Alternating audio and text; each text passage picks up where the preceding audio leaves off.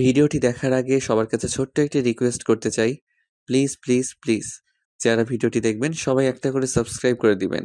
আপনাদের ভালোবাসা পেলে এমন ভিডিও আরও উপহার দিব। ভিডিওগুলো বানাতে অনেক কষ্ট হয়। আমি জানি ভিডিওটি অনেক মানুষই দেখবেন। প্লিজ একটা করে সাবস্ক্রাইব করে দিবেন। সবাইকে পুরো গল্পটি দেখার জন্য অনুরোধ রইল। আর যারা আমাকে ভালোবাসে তারা একটা করে লাইক করে দেখিয়ে দিবেন। Love you all. তো চলুন আজকের ভিডিওটি শুরু করা যাক। আব্বু, আমি বিয়ে করলে নদী ম্যামকে বিয়ে করব। আর যদি না বিয়ে দেন তাহলে আমি কোনোদিনও বিয়ে করব না। এই ছেলে এসব কি বলছো? তুমি জানো আমার বয়স কত? আমি তোমার বাবা মায়ের বিয়ে খেয়েছি, তোকে হতে দেখেছি, কোলে নিয়ে থাকছি। তাতে আমার কিছু যায় আসে না। আপনি আমার দাদিমার বয়সের হইলেও সমস্যা নাই। আমি আপনাকে বিয়ে করব, এটাই শেষ কথা। শফিক সাহেব, আপনার ছেলের মাথা খারাপ হয়ে গেছে। আয়ান, মাথা খারাপ হয়ে গেছে নাকি? আমরা তোমার জন্য তুলি মামুনিকে দেখেছি। ড্যাড, আমার এক কথা বারবার বলতে ভালো লাগে না। আমি বলছি না আমার ওনাকে পছন্দ হয়েছে। এইসব ছোট মেয়েদের প্রতি আমার কোনো ইন্টারেস্ট আসে না। আমি বিয়ে করলে নদী ম্যামকে বিয়ে করব। আয়নের কথা শুনে নদী রেগে সোফা থেকে উঠে বলে, এটা কি মজা করার জায়গা নাকি? আমার ভাতিজিকে দেখতে এসে আমাকে বিয়ে করতে চাও? তোমার বয়স কত, হ্যাঁ? আর তুমি জানো আমি তোমার ফুপির বান্ধবী? আমিও তোমার ফুপি হই। রক্তের কেউ না, সো আমি আপনাকে বিয়ে করব, এটাই ফাইনাল কথা। ওনার সাথে যদি বিয়ে না দাও তাহলে আমি আবার উধাও হয়ে যাব। বাবু, এইসব কি বলছিস বাবু? বোঝার চেষ্টা কর। নদী তো 10 বছরের বড়। তোর সাথে ওর কিভাবে মিলে বল? ভালোবাসা থাকলে বয়স কোনো ব্যাপার না আম্মু। দেখো, তোমাদের কাছে দুইটা অপশন। এক, আমাকে ওনার সাথে বিয়ে দিবে। আর দুই, যদি বিয়ে না দাও তাহলে আমাকে হারাতে হবে। আয়নের কথায় আয়নের আম্মু বলে ওঠে, ওগো, শুনছো? আমি আমার সন্তানকে আর হারাতে চাই না। ওই যদি নদীকে বিয়ে করে সুখে থাকে, তাহলে আমাদের কি সমস্যা বলো? ভাবি এসব কি বলছেন? আমি ওকে কিভাবে বিয়ে করব? আমি কখনোই বিয়ে করব না। আমি সারা জীবন এইভাবে থাকতে চাই। হাঁটুর বয়সী ছেলেকে বিয়ে করা সম্ভব না। নদী তো বিয়ে করতে রাজি না। আমি কিছু জানি না। আমি ওনাকে বিয়ে করব মানে ওনাকে বিয়ে করব। না হইলে আমি ওনার মতো বিয়ে না করে থাকব। আর বিয়ে করলে আজ এখনই করব। আমার অনুষ্ঠানের দরকার নাই। আয়ান, এটা বেশি হয়ে যাচ্ছে না? ওনাকে আমি আন্টি বলে এসেছি, তাকে হুট করে ছোট ভাইয়ের বউ হিসেবে কিভাবে দেখবো? উনি কি তোমার রক্তের ফুপি হয় নাকি? উনি তো বিজনেস পার্টনার জাস্ট। এর থেকে তো কোনো কাছে কেউ না। আর আমি তো ওনার উপরে ক্রাশ খেয়ে বিয়ে নিয়ে আসতে বলছি। ভাইয়ার বিয়ের ভিতরে উনি লাল একটা শাড়ি পরে এসেছিল, আর যা লাগছিল না, আমার রাতে ঘুম হারাম করে দিয়েছে। নদী নিজের রাগ কন্ট্রোল করতে না পেরে সজোরে আয়নের গালে থাপ্পড় মেরে দিল। আয়নের আম্মু রেগে বলে ওঠে, নদী, তোমার সাহস কি করে হয় আমার ছেলেকে থাপ্পড় দেওয়ার? ভাবি, আপনি কি চোখে দেখছেন না আপনার ছেলে আমাকে নিয়ে কি বলছে? আপনি এত ছেলের কথায় ওঠেন আর বসেন কেন? ছেলে অন্যায় করলেও আপনার চোখে পড়ে না? চুপ করো। আমার ছেলে তোমাকে পছন্দ করেছে, এটাই তোমার জন্য সৌভাগ্য। So funny. আপনার ছেলেকে কে বিয়ে করবে? আমার ভাতিজাকে ছোট করে আমাকে বিয়ে করবে? ভাবলো কিভাবে? আম্মু, তুমি কি আমার ভালোবাসার মানুষকে বিয়ে করতে অনুমতি দিবে? যদি দাও বাকিটা আমি দেখে নিব। কি করবি? তুমি হ্যাঁ বললে আমি ওনাকে বিয়ে করব। আয়ান, একটু ভেবে দেখ বাপ। এইটা ঠিক হবে না। ওই তোর অনেক বড়। ধুর, এক কথা বারবার, যাও বিয়ে করব না। আয়ন চলে যেতে নিল। তখন নদীর আব্বু বলে ওঠে, আয়ান, তুমি কি আমার মেয়েকে সত্যি ভালোবাসো?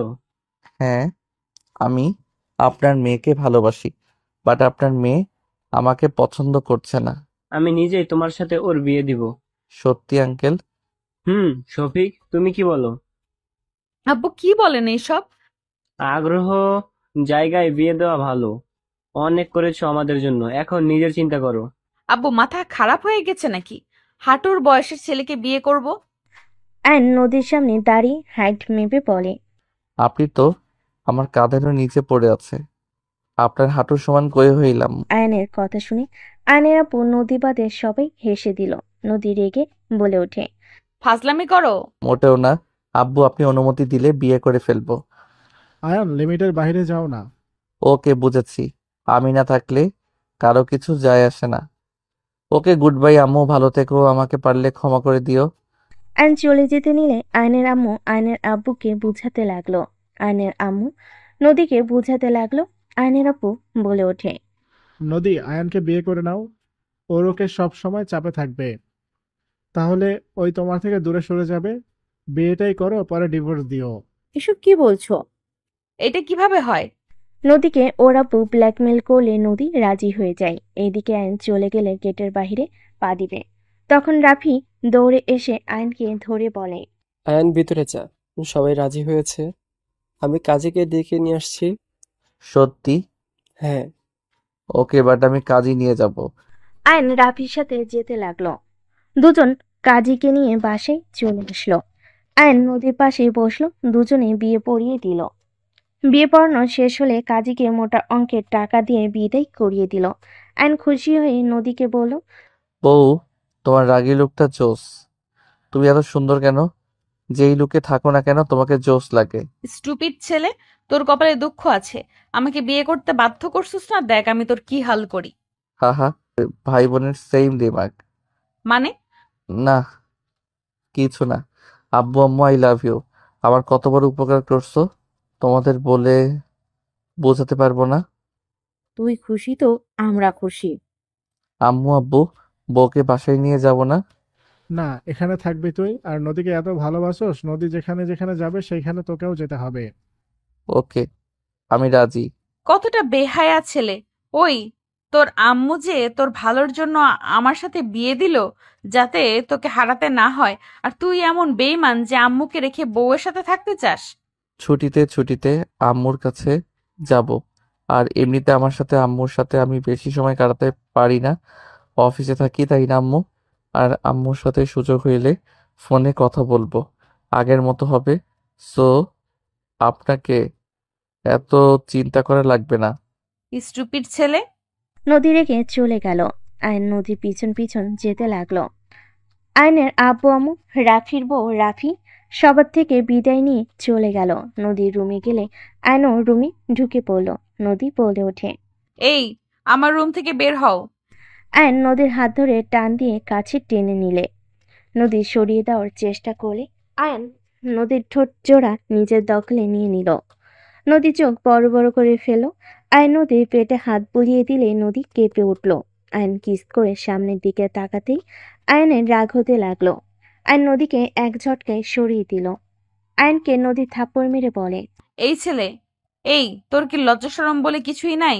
সিনিয়র মেয়ের সাথে এইসব করতে লজ্জা করে না? আয়ন মাথার চুল ঠিক করতে করতে নদীর দিকে তাকিয়ে বলে, বউয়ের কাছে লজ্জা কিসের? বউ মানে তো কাছে পাওয়া, আদর করা, ভালোবাসার জিনিস। বউকে দেখে লজ্জা পেলে বাবা কিভাবে হবে? নদী আয়নের কথা শুনে লজ্জা ঘৃণায় রাগে আয়নের মুখে সজোরে ঘুষি মেরে বলে, স্টুপিড ছেলে একটা, লজ্জা শরমের মাথা খেয়ে বসে আছে। নদী কথাগুলো বলে ওয়াশরুমে চলে গেল। আয়ন মুখে হাত দিয়ে ঠোঁটের কোণা থেকে রক্ত মুছতে মুছতে হাসি দিয়ে মনে মনে ভাবতে লাগলো। যত ইচ্ছে মারো, আমি তো তোমাকে ছাড়বো না, মাই ডিয়ার ওয়াইফ। আয়ন দেওয়ালে টানানো ছবির দিকে তাকিয়ে মুচকি হাসি দিয়ে বলে ওঠে। Kill you. আয়ন কথাটা বলে হাসতে লাগলো। নদী ওয়াশরুম থেকে বের হলে আয়ন নদীর দিকে তাকিয়ে থাকলে নদী অকট ফিল হতে লাগলো। নদী ড্রেসিং টেবিলের সামনে বসলে আয়ন আস্তে আস্তে নদীর গালের সাথে গাল মিলিয়ে বলল, আমাদের অনেক সুন্দর মানিয়েছে, তাই না? আউট! নদী আয়নকে ধাক্কা মেরে দিল। আয়ন নদীকে ঘুরিয়ে নিজের দিকে করে আয়ন নদীর মাথার পিছনে ধরে কিস করতে লাগলো। নদী সরানোর চেষ্টা করলে আয়ন নদীকে কোলে তুলে নিল। নদীকে আয়ন খাটের উপর ফেলে দিলে আয়ন ঝাঁপিয়ে পড়তে যাবে, তখন নদী আয়নের বুকে দু হাত দিয়ে ধরে থেকে বলে, ভুলে যাও না, স্ত্রীর অনুমতি ছাড়া তার সাথে শারীরিক সম্পর্ক করা উচিত না। আয়ন নদীর কথা শুনে মনে মনে কিছুক্ষণ ভেবে নদীর উপর থেকে উঠে বলে, স্ত্রীর বোঝা উচিত, স্বামীকে এভাবে দূরে সরিয়ে দেওয়াও ঠিক না। স্বামীর মন ভাঙলে কি হয় জানেন তো? স্বামীর বিরুদ্ধে গিয়ে আমি জাহান্নামে যাব, তাও কাছে আসতে দেব না। ওকে যান, আপনার উপরে আমি মন খারাপ করব না। আপনি একদিন আমাকে ভালোবেসে কাছে টেনে নিবেন, সেদিনের অপেক্ষা থেকে গেলাম। বাট মাঝে মাঝে একটু জড়িয়ে ধরতে, কিস করতে দিলে হবে। কোনোটাই দিব না। ওকে বিয়ে করছি, কি হয়েছে? পরকীয়া করব, বউ কাছে যাইতে না দিলে? করো গা, না করছে কে? থাক গা, বউকে জোর করে ধরবো? ফালতু। নদী ফালতু বলে খাট থেকে উঠে ল্যাপটপ নিয়ে কাজ করতে লাগলো। আয়ান শার্ট খুলে পড়ল। একটু এসির পাওয়ার বাড়িয়ে দেন না, গরম লাগছে। ওইখানে রিমোট। আয়ান রিমোট নিয়ে বাড়িয়ে দিল। আয়ান পা ঝুলিয়ে বসে থাকতে লাগলো, পিছনের দিকে হাত দিয়ে। নদীর শীত লাগলে আয়নের দিকে তাকালো। আয়নের শরীর দেখে নদী চোখ সরিয়ে নিল। নদী ল্যাপটপে তাকিয়ে থেকে বলল, আয়ান, পাওয়ার কমাও, শীত লাগছে। আপনি চাইলে আমাকে জড়িয়ে ধরতে পারেন। স্টুপিড ছেলে, মায়ের খাইতে চাইলে পাওয়ার কমাও। জড়িয়ে ধরলে শীত লাগবে না, আমার অনেক গরম লাগছে। পাশের রুমে যাও। ঠেকা পড়ে নাই। তুমি তো আসলে। নদী পুরো কথা শেষ না করে রেগে উঠে আয়নের কাছ থেকে রিমোট নিতে যাবে। আয়ন রিমোট সরিয়ে ফেলল। নদী রিমোট ধরতে নেওয়ার চেষ্টা করতে লাগলো। আয়ন এক হাত থেকে অন্য হাতে নিতে লাগলো। নদী বলে ওঠে, রিমোট দাও আয়ান, ফাজলামি করো না। দিব না, শীত লাগলে আমাকে জড়িয়ে ধরতে পারেন, আমি কিছু মনে করব না। আমি আপনার মতো না। আমার মতো না মানে? জড়িয়ে ধরলে চিল্লাইয়া উঠেন। আমি অনেক মানবতা, কেউ জড়িয়ে ধরলে কিস করলে কিছু বলি না, দরকার হইলে তাকে আরো ব্যাক করে দেই। আয়নের কথা শুনে নদী রেগে বলে, কতজনকে জড়িয়ে ধরছো, কিস করছো? 1000 মাইয়াকে কিস করছি। স্টুপিড ছেলের জন্য এই অবস্থা। ভালো ছেলে হইলে এমন কাজ করতে না, বুঝলে? স্টুপিড বউ। নদী বিরক্ত হয়ে চলে গেল। নদী অনেকক্ষণ পর কাশতে লাগলো, নাক দিয়ে পানি পড়তে লাগলো। আয়ন পার কমিয়ে দিল। আয়ন বারান্দায় চলে গেল। নদী মিটি হাসতে লাগলো আর ভাবতে লাগলো, আমার থেকে বেশি চালাক তাই না? বোকা ছেলে বুঝতেই পারলো না, গ্লাস থেকে পানি নিয়ে নাকে দিয়েছি। নদী হাসতে লাগলো। এদিকে আয়ন বাইরে ভালোভাবে পর্যবেক্ষণ করতে লাগলো। আয়ন গেটের দিকে তাকাতেই চোখের কোণায় পানি গড়িয়ে পড়ল। আয়ন চোখ মুছে নিল। আয়ন রাগে ঘুরিয়ে দেওয়ালে সজোরে ঘুষি মারল। ঘুষির শব্দে নদী চমকে উঠল। নদী বসা থেকে উঠে বারান্দায় আসলে দেখে আয়নের হাত লাল হয়ে আছে। নদী আয়নকে বলে ওঠে, কি ব্যাপার, কিসের শব্দ হইল? কই? তোমার হাতের আঙ্গুলগুলো লাল হয়ে আছে কেন? বের হব। আয়ন কথাটা বলে সাইড কেটে রুমে গিয়ে শার্ট পরে নিল। আয়ন নদীকে কিছু বলতে না দিয়ে চলে গেল। নিচে নামতে যাবে তখনই নদীর ভাতিজি সাথী আয়নের হাত ধরে পড়ল। আপনাকে আমি চিনতে পারছি না মিস্টার আরুষ। সাথীর কথা শুনে আয়ন চমকে গেল। আয়ন সাথীর দিকে তাকাতেই সাথী বলে, সব প্রশ্ন এলোমেলো হয়ে যাচ্ছে। আমাকে বিয়ে করলেও তো এই বাড়ির মেয়ের জামাই হতে। আমাকে বাদ দিয়ে ফুপির মেয়েকে কেন বিয়ে করলে? সব জেনেও সবার সামনে আমার পরিচয় কেন দিলে না? তোমাদের সাথে অনেক অন্যায় হয়েছে। ফুপি কিন্তু এইসব বিষয়ে কিছু জানে না। তুমি আমার ফুপিকে ধোঁকা দিও না।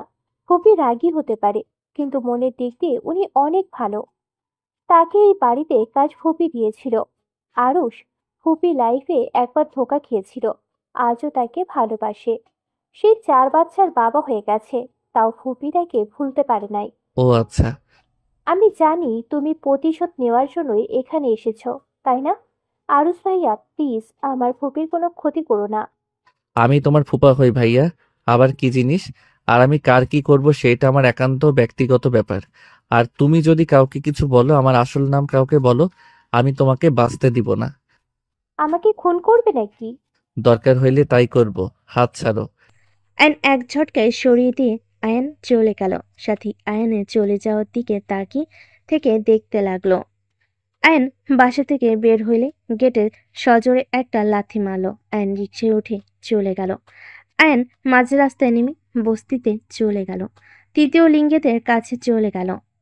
আয়নকে দেখে সবাই অবাক হয়ে তাকিয়ে থাকলো।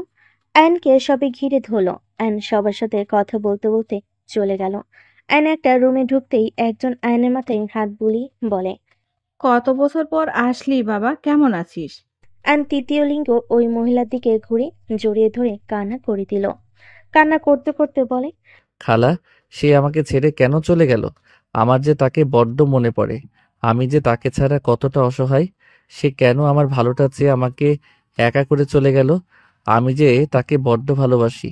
তার কথা আমার খুব মনে পড়ে খালা। আয়নের কথাগুলো শুনে কান্না করা দেখে তৃতীয় লিঙ্গের মহিলাটা চোখের পানি মুছতে লাগলো আর আয়নের মাথায় হাত বুলিয়ে দিতে দিতে বলে, বাবা কান্না করিস না।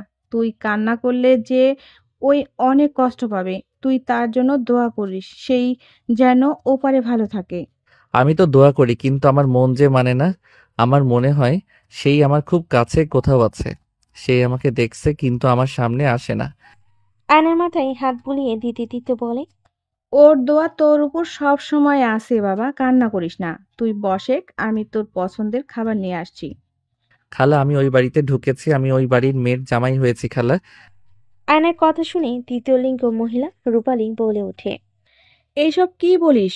ওরা যদি জানে তোকে মেরে ফেলবে বাবা। তুই ওই বাড়ির কাকে বিয়ে করেছিস? ওই তুলিকে? না, আমি যাকে বিয়ে করেছি সেই ওই বাড়ির মেন পার্সন।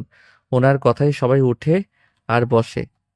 আয়নের কথা শুনে রূপালী বলে, বাবা ওইখানে থাকা তোর জন্য ঠিক না। ওরা তোর ক্ষতি করতে পারে। তোর কিছু হইলে ওই যে অনেক কষ্ট পাবে। আমার কিছু হবে না, আমার হাতে অনেক পাওয়ার। তুমি হয়তো ভুলে যাচ্ছ, আমার বাবা একজন বড় বিজনেসম্যান। আমার হাতে যে পাওয়ার আছে, ওরা আমার কিছু করতে পারবে না। আর যাকে বিয়ে করেছি তাকে শুধু আমার প্রতি দুর্বল করতে হবে। আয়নের কথা শুনে রূপালী বলে, বাবা তুই প্রতিশোধ তোকে নিতেই হবে। তোর বাবা মায়ের সাথে থাক, এইসব ভেতরে যেতে হবে না। চিন্তা করো না খালা, আমার কিছু হবে না।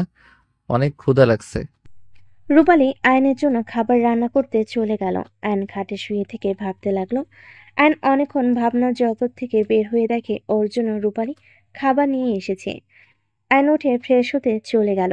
ফ্রেশ হয়ে এসে ঘরে বসলে রূপালী খাওয়াই দিতে লাগলো। আয়ন ওইখানে অনেকক্ষণ থেকে সন্ধ্যার দিকে বের হয়ে গেল। নামাজ পড়ে বাসায় চলে গেল। নদীদের বাসায় গেলে দেখে নদী সবার সাথে বসে আছে। আয়নকে দেখে নদীর আব্বু বলে, আয়ান কোথায় গেছিলে? শান্তির ঠিকানায়। মানে? কিছু না আঙ্কেল, একটু দরকার ছিল, সেখানে গেছিলাম। যাও রুমে গিয়ে ফ্রেশ হয়ে নাও, তোমার আম্মু তোমার লাগেজ পাঠিয়ে দিয়েছে। ওকে। আয়ন চলে গেল। আয়ন রুমে গিয়ে ফ্রেশ হয়ে নিল। আয়ন খাটে বসে ভাবতে লাগলো। আয়নের ফোন বেজে উঠল। আয়ন ফোন হাতে নিয়ে কল রিসিভ করলো। কলে কথা বলতে লাগলো। কথা বলা শেষ করে আয়নের মুখে হাসি ফুটে উঠল। আয়ন চোখ বন্ধ করে পা নাড়াতে লাগলো। নদী রুমে আসলে দেখে আয়ন চোখ বন্ধ করে আধশা হয়ে শুয়ে আছে। নদী আয়নকে বলল, আয়ান, নদীর কণ্ঠ শুনে আয়ন চোখ খুলে নদীর দিকে তাকিয়ে বলল, হ্যাঁ বলেন। আমার ভাই ভাবি ভাতিজিরা আসবে। তুমি তাদের সামনে আমাকে স্ত্রী হিসেবে পরিচয় দিও না। তুমি এই বাড়িতে আত্মীয় হয়ে থাকবে, ঠিক আছে? কেন? আমি চাই না ওরা জানুক যে আমি বিয়ে করেছি। না বলে বিয়ে করেছি জানলে সবাই অনেক কষ্ট পাবে। আমি কি তাহলে আমার বউকে রেখে অন্য রুমে গিয়ে ঘুমাবো নাকি? আমার রুমে থাকলেও তো আমি তোমাকে আমার কাছে থাকতে দিব না। তার থেকে অন্য রুমে থাকলে খারাপ কি? কতদিন এখানে থাকবে? একেবারের জন্য আসছে। সময় হইলে সব কিছু বুঝিয়ে বলা যাবে, হুট করে বলা যাবে না। তাহলে আজকে আমি বাসরটা করে নেই।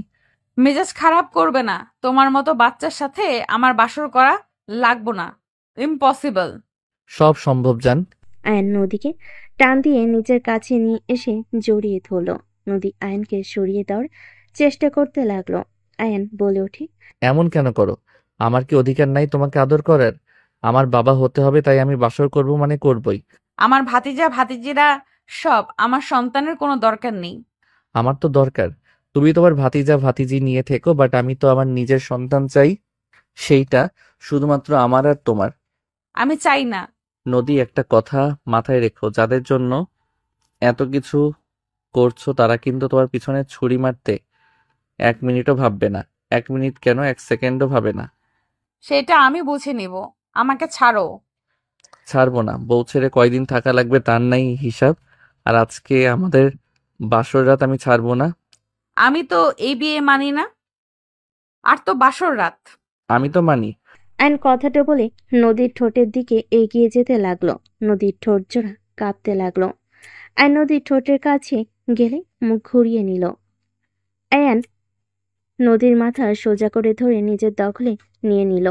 নদী ধাক্কা মারে। আয়ন হাত ধরে টান দিয়ে আবার জড়িয়ে ধরে বলে, আমার কাছ থেকে দূরে গিয়ে লাভ নাই। আমি তো তোমাকে আজ আদর করবই। তুমি আমাকে বাধা দিতে পারো না। আমি চাইলে সব করতে পারি। আমাকে ছাড়ো আয়ান। নদীর কথা শুনে আয়ন নদীকে ছেড়ে দিয়ে সোজা দরজার কাছে গিয়ে লাগিয়ে দিল। আয়ন নদীর দিকে এগিয়ে আসতে লাগলো। নদী ফল কাটার চাকু হাতে নিয়ে সামনের দিকে ধরে বলে, আমার কাছে আসলে পেট ফুটো করে দিব। করলে করো, আমার সমস্যা নাই। তুমি যদি বাসরাতে বিধবা হতে চাও তাহলে মারতে পারো। আয়ন, আমি মজা করছি না কিন্তু। নদীর কথায় আয়ন পাত্তা না দিয়ে নদীর কাছে যেতে লাগলো। নদী আয়নকে আঘাত করতে যাক, সাথে সাথে আয়ন নদীর হাত ঘুরিয়ে পিছন থেকে জড়িয়ে ধরলো। নদীর পিঠে হালকা করে কিস করলে নদী কেঁপে উঠল। আয়ন নদীকে খাটের উপর ফেলে দিল, চাকুটা সরিয়ে ফেল। নদী কিছু বলার আগেই আয়ন নদীর উপর ঝাঁপিয়ে পড়ল। আয়ন নদীর দুহাত খাটের সাথে চেপে ধরে গলায় সারা শরীরে কিস করতে লাগলো। নদী মাতাল হয়ে যেতে লাগলো। আস্তে আস্তে নদী নিজের কন্ট্রোল হারিয়ে ফেলে। আয়নের সাথে তাল মিলিয়ে আদর করতে লাগলো। আয়ন মুচকি হাসি দিয়ে নদীর সাথে ভালোবাসার সাগরে ডুবে যেতে লাগলো। দুজন একে অপরকে আদর করতে করতে ক্লান্ত হয়ে গেল। নদী আয়নের বুকে মাথা দিয়ে শুয়ে পড়ল। আয়ন নদীর মাথায় হাত বুলিয়ে দিতে দিতে বলে, তোমাকে আমি ভালোবাসি নদী। আয়নের কণ্ঠ শুনে নদী চমকে উঠল। আয়নের উপর থেকে লাফ দিয়ে উঠে পড়ল। নদী নিজের দিকে তাকিয়ে লজ্জায় দৌড়ে ওয়াশরুমে চলে গেল। আয়ন হাসতে লাগলো। নদী ওয়াশরুমে গিয়ে গোসল করে বের হইলে আয়ন ভুরু কুচকে তাকালে নদী বলে ওঠে, বিড়াল ছেলে কোথাকার, আমার সাথে কাজটা ঠিক করলে না। আমি কি করলাম? প্রথমে আমি একটু আদর করছি, তারপর তো তুমি আমার সাথে পাল্টা আদর করলে। এখানে আমার দোষ দিতে পারবে না। আয়নের কথা শুনে নদীর লজ্জায় কিছু বলতে পারল না। নদী আলমারি থেকে পোশাক বের করে ওয়াশরুমে যাওয়ার আগে নদী ঢুকে পড়ল। নদী উপায় না পেয়ে রুমের ভিতরে পোশাক পরিবর্তন করে নিল। আয়ন গোসল করে নদীর পিছনে দাঁড়িয়ে হেয়ার ড্রাই করতে লাগলো। নদী আয়নের শরীরের দিকে তাকাতেই লজ্জা পেতে লাগলো। নদী ভাবতে লাগলো, ছি, এটা কি করলাম এইটুকু ছেলের সাথে। ছি, লজ্জায় মাথা কাটা যাচ্ছে। বউ, তুমি এত সুন্দর কেন? আর এত সুন্দর ফিটনেস কিভাবে ধরে রাখছো? যুবতী মেয়েরাও তোমার কাছে হেরে যাবে। Just shut up. নদী কথাগুলো বলে নিচে চলে গেল। আয়ন পোশাক পরিবর্তন করে খাটে শুয়ে পড়ল। আয়নকে সাথে ডাকতে আসলে দেখে আয়ন ঘুমিয়ে গেছে। নদী খাবার খেয়ে সবার সাথে গল্প করে রুমে চলে আসলো। আয়নের পাশে শুয়ে পড়ি। নদী নিজের অজান্তেই আয়নের কপালে ঠোঁটের স্পর্শ এঁকে দিল। নদী হুট করে এমন কাজ করাতে ভাবতে লাগলো, ছি, এটা আমি কি করলাম। এই ছেলে যে দুষ্টু, একবার প্রশ্রয় দিলে মাথায় উঠে বসবে। আর ওকে ভালোবাসা প্রকাশ করা যাবে না, করলে আমাকে ছেড়ে যাবে না। যেইভাবেই হোক এই বাড়ি থেকে বের করতে হবে। নদী কথাগুলো ভাবছিল। আয়ন হুট করে নদীর উপরে হাত তুলে দিল। নদী চমকে উঠল। আয়ন নদীর বুকে মাথা দিয়ে বিড়বিড় করে কিছু বলতে লাগলো। নদী আয়নকে সরিয়ে দিতে গেলে আয়ন আরো শক্ত করে জড়িয়ে ধরে। নদী উপায় না পেয়ে ডিম লাইট জ্বালিয়ে ঘুমিয়ে গেল। সকালে নদীর ঘুম ভাঙলে দেখে আয়ন নামাজে বসে কান্না করছে। নদী চমকে গেল। আয়ন মোনাজাত শেষ করে জায়নামাজের উপরে গুটিসুটি হয়ে শুয়ে থেকে কাঁদতে লাগলো। নদী আয়নকে ডাক দিল। আয়ান, কি হয়েছে, কান্না কেন করছো? আয়ন নদীর কণ্ঠ শুনে তাড়াতাড়ি করে নিজেকে স্বাভাবিক করে চোখের পানি মুছে ফেল। আয়ন জায়নামাজ তুলে ভাঁজ করে রেখে বলে, এই, আপনি নামাজ পড়বেন না? নাক ডেকে এত ঘুমান কেন? তুমি কাঁদছিলে কেন? তোমার মানুষের পার্সোনাল ব্যাপার থাকে যা কারোর সাথে শেয়ার করা যায় না, একমাত্র আল্লাহকে বলা যায়। আল্লাহ বলে লাভ হবে সেই আশায় তার কাছে কাঁদি। পার্সোনাল কিসের, আমাকে কি বলা যাবে? আমাকে তো স্বামী হিসেবে মেনে নাও নাই, তাহলে আমি কেন তোমাকে বলবো? ভালো, লাগেজ নিয়ে পাশের রুমে যাও। ওকে। আয়ন লাগেজ নিয়ে পাশের রুমে চলে গেল। নদী উঠে ফ্রেশ হয়ে নিল। ফ্রেশ হয়ে অজু করে নামাজে দাঁড়িয়ে গেল। নামাজ পড়া শেষ করে রুম থেকে বের হলো। নদী সোজা বাসা থেকে বের হয়ে হাঁটতে গেল। আয়ন রুমে শুয়ে থেকে ফোন চালাতে লাগলো। আয়ন মনে মনে ভাবতে লাগলো, আমায় কি চিনবে সেই মনে হয় না, বাট সাথী মেয়েটা কিভাবে চিনলো? আমার চেহারা তো অনেক পরিবর্তন হয়ে গেছে। যাই হোক, চিনলে চিনবে, তাতে সমস্যা কি? আমার তো শুধু নদীকে আমার বশে করতে হবে। আয়ন কথাগুলো ভাবতে লাগলো। 10টার দিকে আয়নকে নদী দিয়ে ডাক দিয়ে বলল, ওই নিচে যাও নাই কেন? খাবার খাবে না নাকি? বউ, কোনো খোঁজ খবর না নিলে সেখানে কিভাবে খাবো? সাথীরা ডাকতে এসেছিল, যাও না কেন? বউ ছাড়া খাইতে মন চাই নাই তাই। নিচে চলো, ভাইয়া ভাবি সবাই এসেছে। ওয়েট। আয়ন ফোনটা পকেটে নিয়ে রুম থেকে বের হয়ে নদীর সাথে যেতে লাগলো। আয়ন নিচে সিঁড়ি বেয়ে নামতে লাগলো। দুজন নিচে নামতে আয়ন বলে ওঠে, আসসালামু আলাইকুম স্যার। আয়নের কণ্ঠ শুনে সবে পিছনে ঘুরে তাকালে। নদীর বড় ভাই তুলির আব্বু বলে ওঠে, ওয়ালাইকুম আসসালাম, কে তুমি? নদী ম্যামের বডিগার্ড। আয়নের কথা শুনে সবে অবাক হয়ে গেল। আয়নের দিকে তাকিয়ে তুলির আব্বু বলে ওঠে, বডিগার্ড হয়ে উপরে কি করো? ভাইয়া ওই মজা করছে। ওই রায়হান চৌধুরীর ছেলে আয়ান চৌধুরী আমাদের এখানে ঘুরতে এসেছে, আর এখানে কাজ আছে।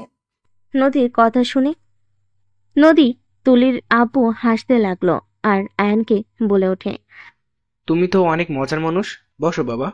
আয়ন সোফায় বসলে। পাশে একটা ছোট্ট মেয়ে আয়নের কাছে আসলে আয়ন আদর করতে গেলে তুলির আব্বু বলে, এই হিজড়াটাকে দূরে সরা।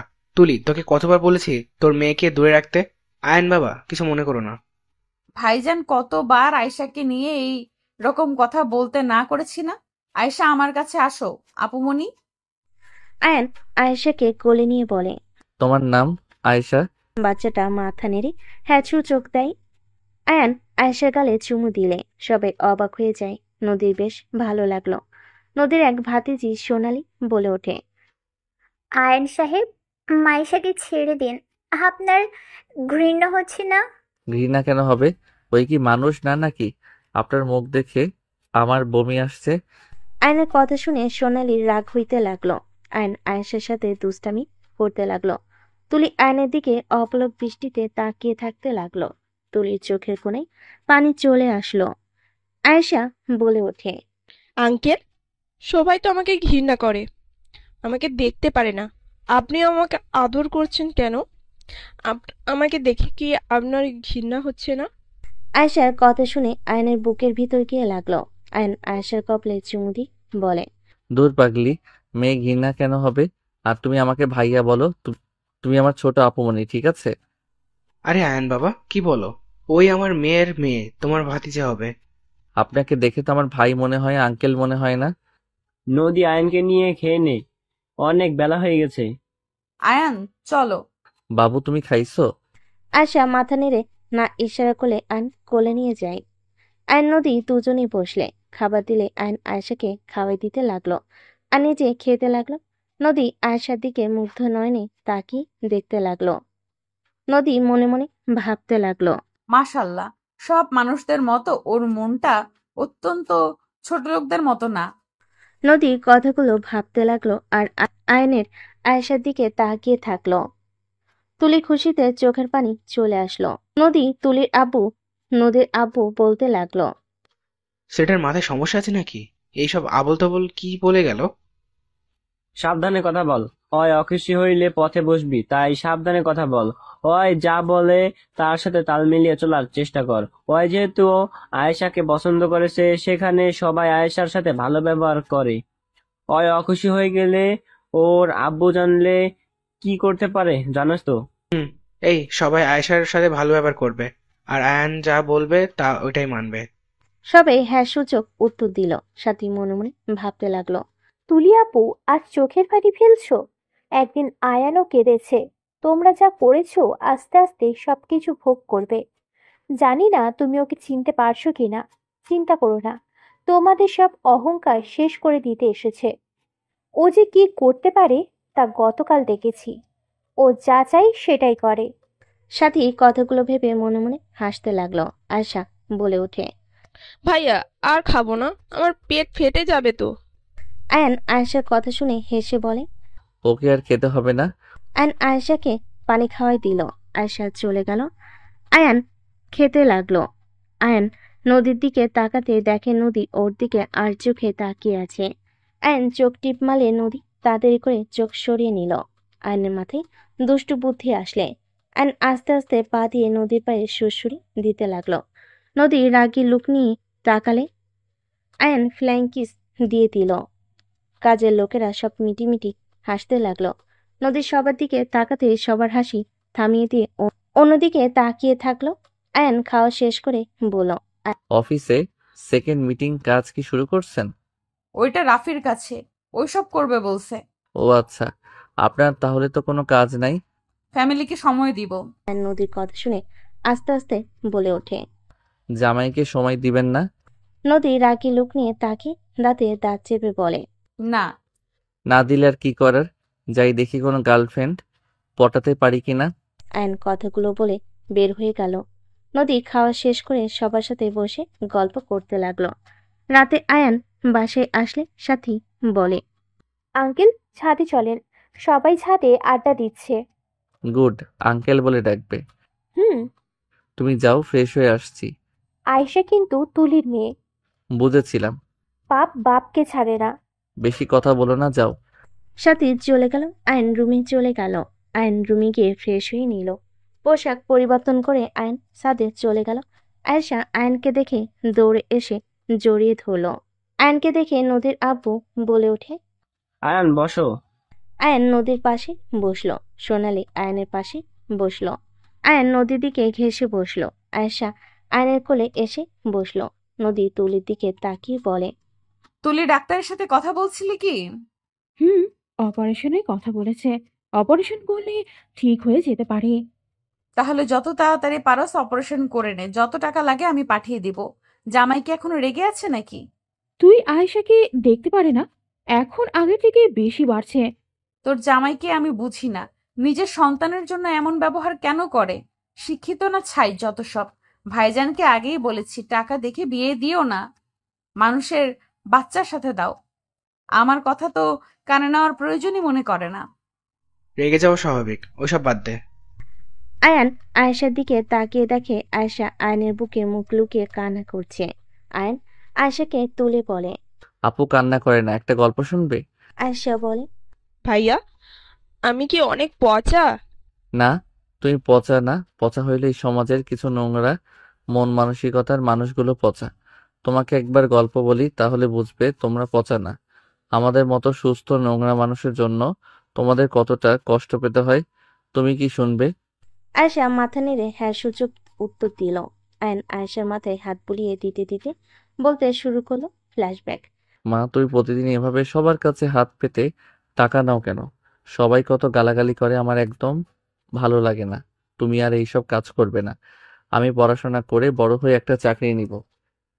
চাকরি নিয়ে আমি আর তোমাকে এসব করতে দিব না। আয়নের মা কপালে চুমু দিয়ে বুকের সাথে জড়িয়ে ধরে বলে, আচ্ছা বাবা, তুমি বড় হও পড়াশুনো করে, যখন চাকরি পাবে তখন আর আমি এমন কাজ করব না। তুমি তখন ছোট, আমি যদি টাকা না নিয়ে আসি আমার বাবাকে কিভাবে খাওয়াবো বলো? মা, তোমাকে তো বলাই হয় নাই আমি এইবার ক্লাসে ফার্স্ট হয়েছি। সত্যি বাবা? হ্যাঁ। আয়নের মা আয়নকে চুমু দিয়ে বলে, যাও, আজকে আমি তোমাকে নুডলস রান্না করে খাওয়াবো। সত্যি আম্মু? হ্যাঁ, আমি এখন আসি বাবা, তুমি কিন্তু পড়তে বসো। আচ্ছা আম্মু। আয়নের মা চলে গেল। আয়ন খেলতে চলে গেল।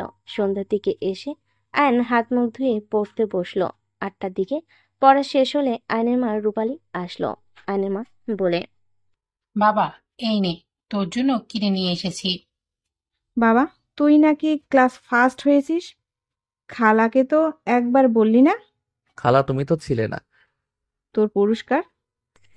আয়নের হাতে শার্ট দিলে আয়ন খুশিতে জড়িয়ে ধরল। রূপালী আয়নকে আদর করতে নিল। আয়নের মা নুডলস খাওয়াই দিতে লাগলো। খাওয়া শেষ হলে আয়নের মা হাত মুখ ধুয়ে রূপালীর সাথে গিয়ে রান্না করতে বসলো।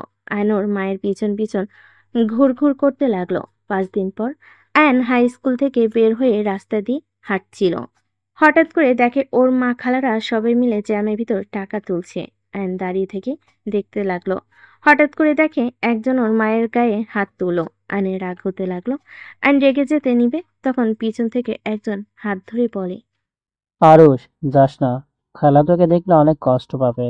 মাকে ওই লোকটা মারলো। চল। রাকিব আয়নের হাত ধরে নিয়ে যেতে লাগলো। আয়ন হিজড়া পল্লীতে চলে গেল।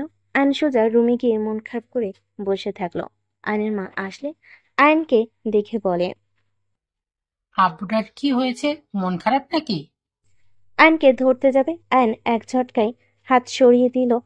আয়নের এমন ব্যবহারে আয়নের মা কষ্ট পেয়ে বলে, বাবা, এমন কেন করছিস? কি হয়েছে আমাকে বল। আয়ন ওর মাকে কিছু না বলে উঠে চলে গেল। ফ্রেশ হয়ে পড়তে বসলো। মা বারবার আয়নের সাথে কথা বলার চেষ্টা করতে লাগলো। আয়ন চুপ করে পড়তে লাগলো। রূপালী সবাই আয়নের সাথে কথা বলতে আসলে আয়ন কারোর সাথে কথা বলল না। রাকিবকে জিজ্ঞেস করলে রাকিব বলে ওঠে, খালা, তোমাকে যে রাস্তায় একটাই লোক মারছিল ওইটাই আরুষ দেখে ফেলে, আর স্কুলে অনেকেই আরুষকে নিয়ে অনেক কথা বলেছে। ওদের সাথে মারামারি দিয়েছিল, তার উপরে আবার তোমাকে মার খেতে দেখেছে। বাবা, আমার তো কিছু হয় নাই, দেখ। বাবা, তুই যদি আমার সাথে কথা না বলস আমি তাহলে কিভাবে থাকবো? তুই যে কথা না বললে আমার বুকটাই ফেটে যায়। একবার আমার সাথে কথা বল। তুই যা বলবি আমি তাই শুনবো। প্লিজ আমার সাথে কথা বল। আয়নের মাকে কান্না করতে দেখে আয়ন বলে ওঠে, মা তুমি এই কাজ ছেড়ে দাও। তোমাকে ওরা মারে, তুমি কিছু বলো না, হেসে উড়িয়ে দাও। মা আমার অনেক কষ্ট হয় তোমাকে নিয়ে কেউ বাজে কথা বললে। মা অনেকে আমাকে বলে তোমরা নাকি আমাদের নিজের মা না। মা তুমি প্লিজ এই কাজ ছেড়ে দাও। আমি তোমার কাছে কিছু বায়না করব না, তুমি এই এই কাজ করো না। যদি করো আমি আর তোমাদের সাথে কথা বলবো না। দরকার হইলে অন্য বাসায় কাজ করে খাবো। আমার এত বড় স্কুলে পড়তে হবে না। প্রমিস, আমি আর এই কাজ করব না। আমি আগামীকাল থেকে বাসা বাড়িতে কাজ নেওয়ার চেষ্টা করব, আর এইভাবেই টাকা তুলবো না। সত্যি তো? হ্যাঁ। আয়ন ওর মাকে জড়িয়ে ধরল। রূপালী রাকিব চলে যেতেই বলল। আয়নের মা রান্না করতে চলে গেল। আয়ন পড়তে বসলো। 10 দিন পর। আরুষ, আমি কাজ করতে গেলাম, তুই স্কুল থেকে ফিরে খেয়ে নিস। আচ্ছা মা। আয়নের মা চলে গেল। আয়ন রাকিব স্কুলে চলে গেল।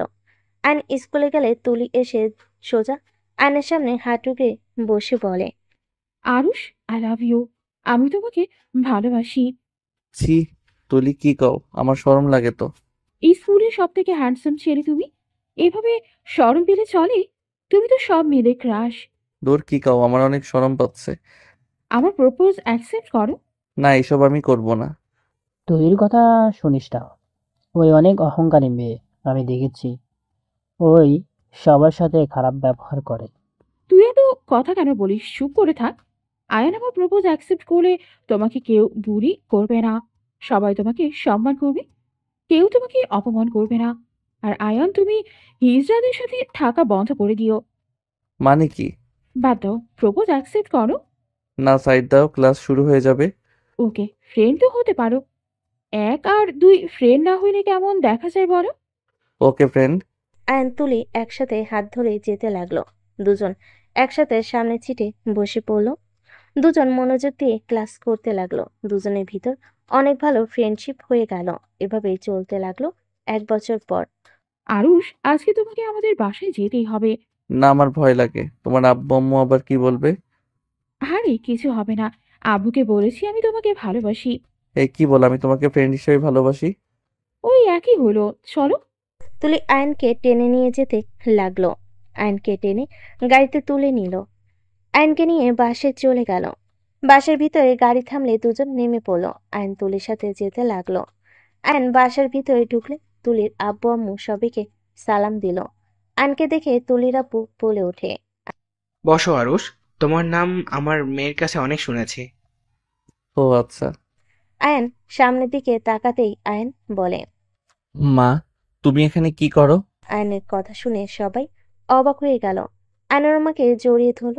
ওর মা বলে ওঠে, এই ছেলে, কে তুমি? আমাকে কেন মা বলছো? আমাকে ছাড়ো। মা এসব কি বলো? আমি আরুষ, তুমি আমাকে চিনছো না নাকি? এই ছেলে, ওই তোমার মা কিভাবে হবে? তোমার মাথা ঠিক আছে?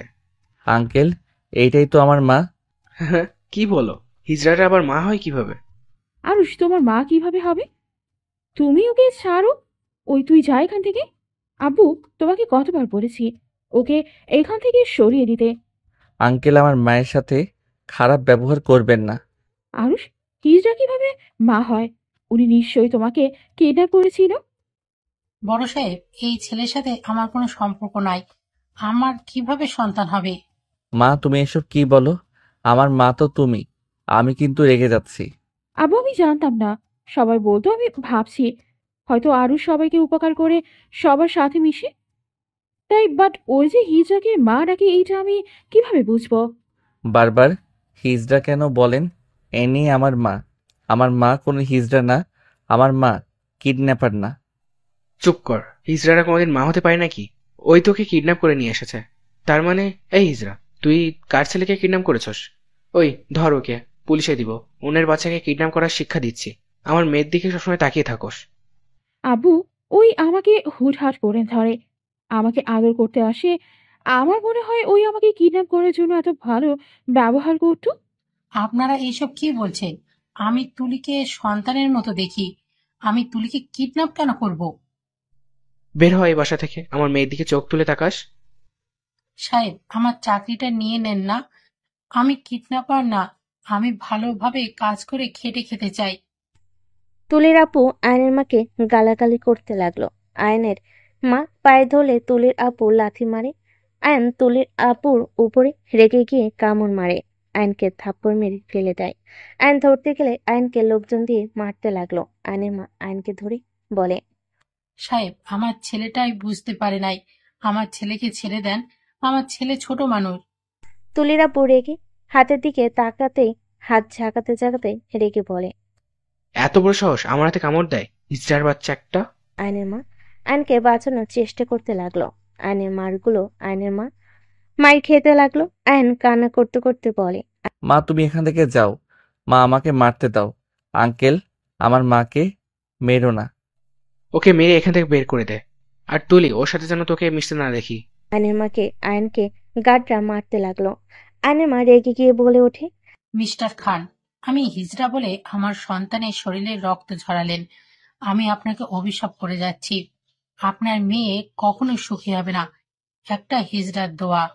আয়নের মায়ের কথা শুনে রেগে তুলির আব্বু চুলের মুঠো ধরে থাপ্পড় মারতে মারতে বলে, আমাকে মেয়েকে অভিশাপ দেস? দেখ তোর আমি কি হাল করি। আঙ্কেল আমার মাকে ছেড়ে দেন। তুলির আপু আয়নের মাকে থাপ্পড় মারতে মারতে চুলের মুঠি ধরে টেনে হেসে নিয়ে যেতে লাগলো। আয়ন তুলির পায়ে ধরে বলে, তুলি আমার মাকে ছেড়ে দিতে বলো না, আমার মা কিডন্যাপার না, আমার মা তোমাকে কিডন্যাপ করতে চাই নাই, আমার মা সবাইকে ভালোবাসে, আমার মাকে ছেড়ে দিতে বলো না। তুলি আয়নকে লাথি মেরে সরিয়ে দিয়ে বলে, চুপ করো। ওই তোর মা নাকি? ওই যে তুই ওকে মা বলস, ওই একটা হিজড়া। আর আমি আগে থেকেই জানতাম তুই যে ওই হিজড়াকে মা বলিস। আমি আব্বুকে আগেই বলেছিলাম, ওই হিজড়াকে দেখলে আমাদের বাপ বেটির বমি আসে।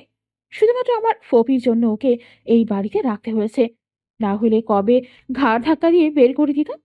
আর ওই হিজড়ার ছেলে হয় আমাকে সেকেন্ড করে দেস। আমি স্কুলে টপ ছিলাম, হুট করে এসে তুই আমার লাইফটাই এলোমেলো করে দিয়েছিস। এক কাজে দুই কাজ হয়ে গেল। এই বাড়ি থেকে তোর মাকেও সরিয়ে দিলাম, আর দুই, তোর আর ওই স্কুলে পড়তে হবে না। দেখ, তোকে স্কুল থেকে বের করে দিবে। তুলি কথাগুলো বলে হাসতে লাগলো। আয়ন তুলির কথা শুনে রেগে তুলিকে মারতে লাগলো। তুলির আম্মু সাথী দৌড়ে এসে আয়নকে সরিয়ে দেওয়ার চেষ্টা করতে লাগলো। আয়ন তুলির চুল ধরে থেকে বলে, তোকে আমি শেষ করে ফেলবো, তুই এত খারাপ। আরুষ ছাড়ো।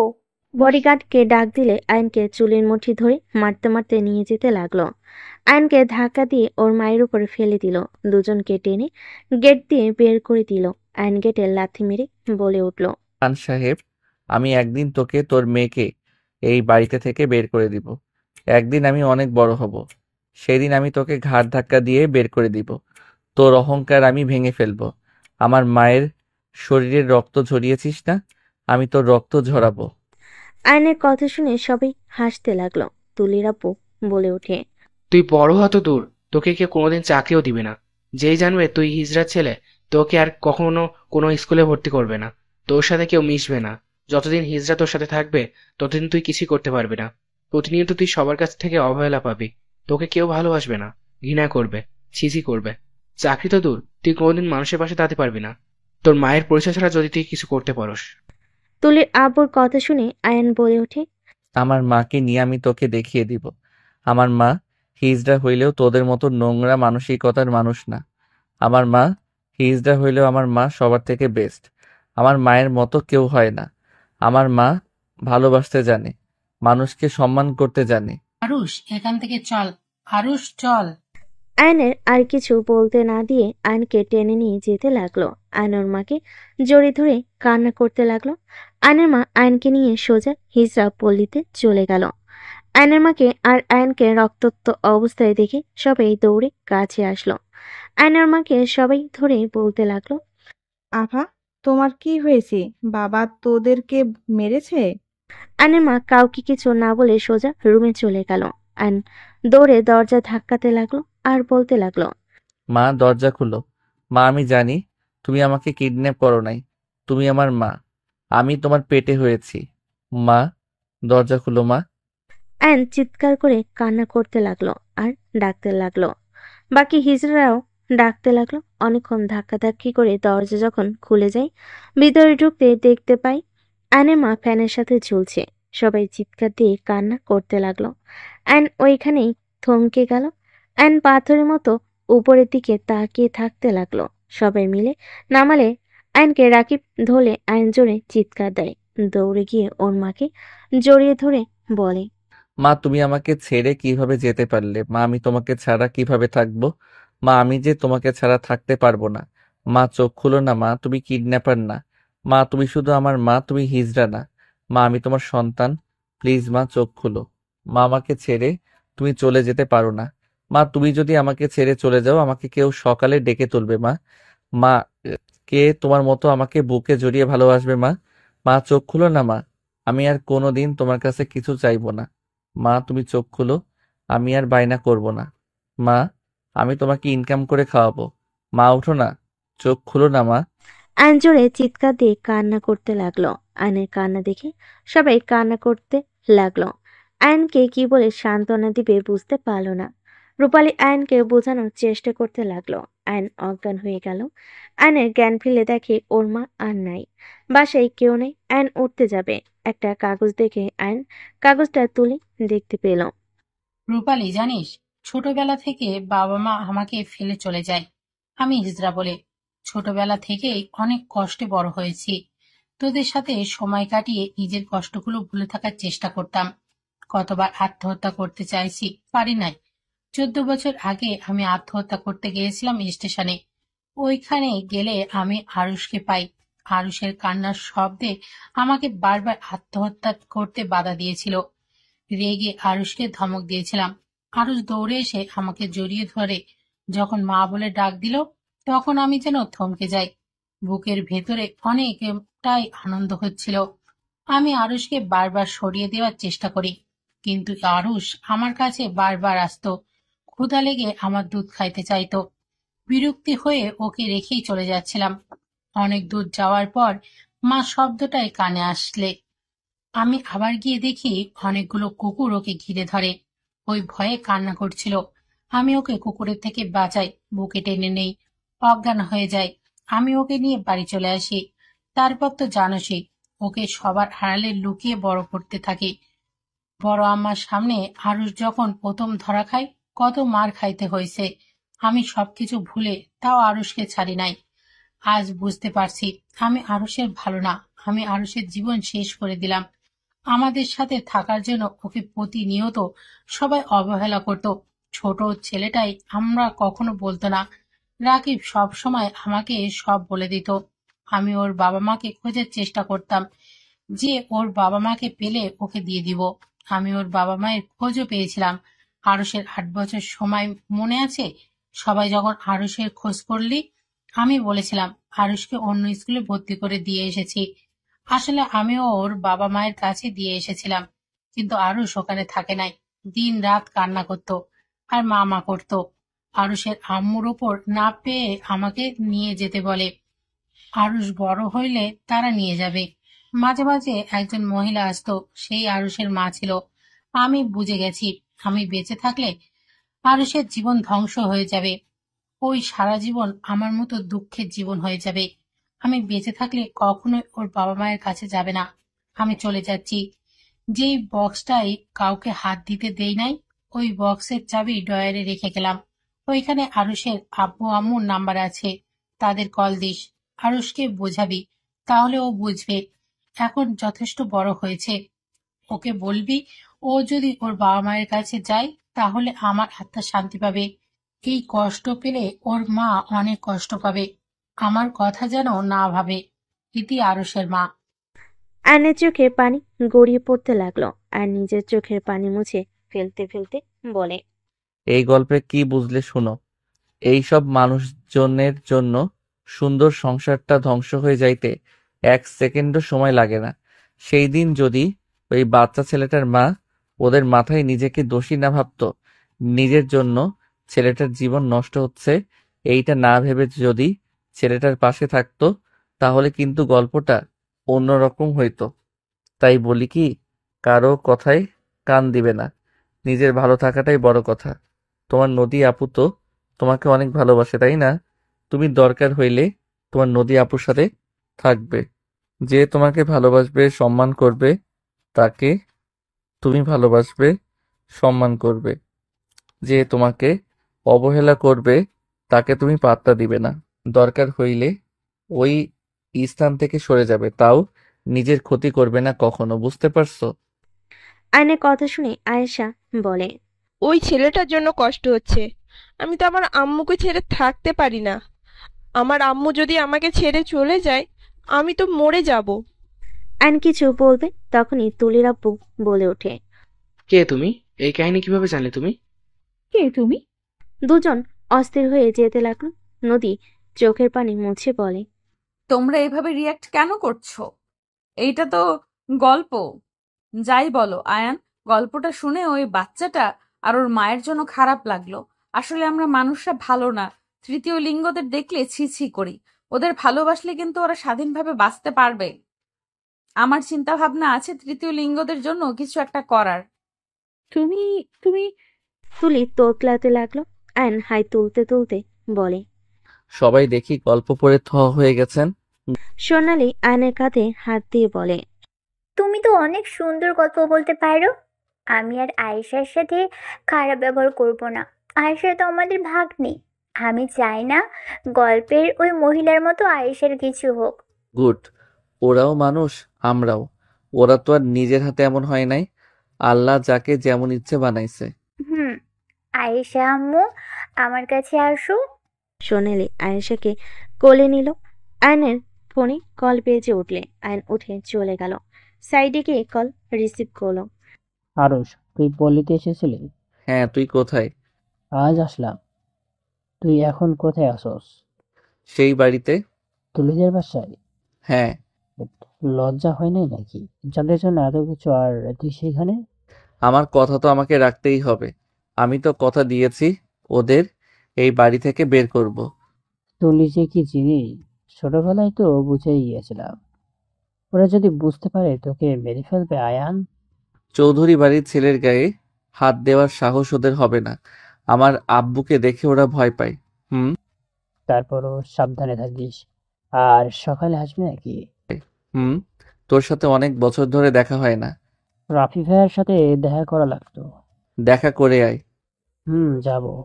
আগে তোর সাথে দেখা করে নি। আর শোন, আমি যে কোম্পানিতে জব করি, এইখান থেকে যদি নদী ম্যাডামদের সাথে ডিল করি না ডিল করি, ওনারা পথে বসে যাবে। নদী ম্যামকে জানি। আমার স্ত্রী।